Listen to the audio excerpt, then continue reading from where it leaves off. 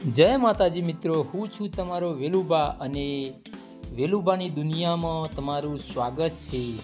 કેમ છો બધા? મજામાં જ છો? હું પણ મજામાં છું અને હું આવી ગયો છું બેચરાજી તાલુકાના આસજોલ ગામે, એટલે કે કુંતા માતાના દર્શન કરવા માટે। તો મિત્રો, આ છે કુંતા માતાની ધર્મશાળા, જે કુંતા ધામ કહેવામાં આવે છે તેની ધર્મશાળા છે।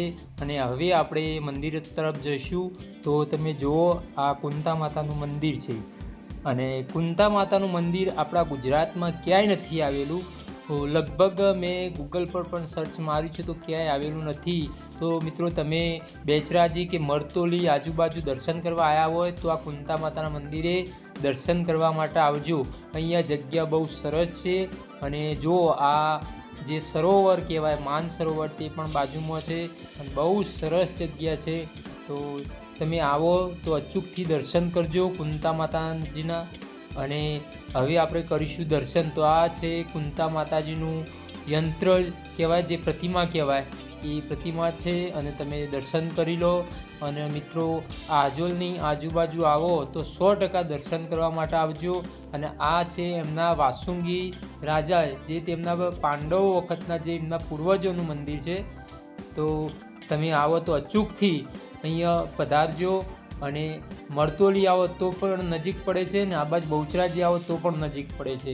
તો મિત્રો, દર્શન કરવાનું ભૂલતા નહીં। અને આ છે આપણા રામાધણીનું મંદિર, એટલે કે રામદેવ પીર મહારાજનું મંદિર। તો ત્યાં પણ હું તમને દર્શન કરાવું। તો મિત્રો, તમે દર્શન કરી લો રામદેવ પીર મહારાજના।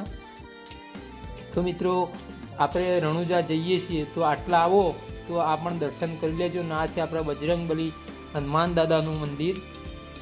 તો મિત્રો, જોવાનું સ્થળ તો બહુ આધુનિક અને મસ્ત છે, જગ્યા પણ સારી છે।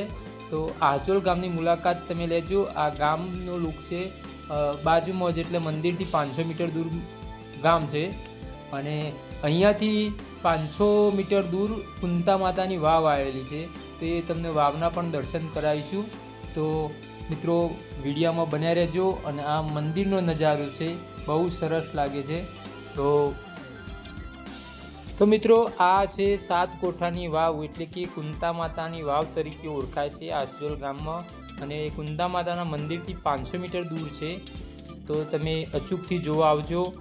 તો બહુ સરસ છે, તમે જુઓ। અને હવે આપણે જઈશું નર્મદા કેનાલ ઉપર। આ છે કેનાલ,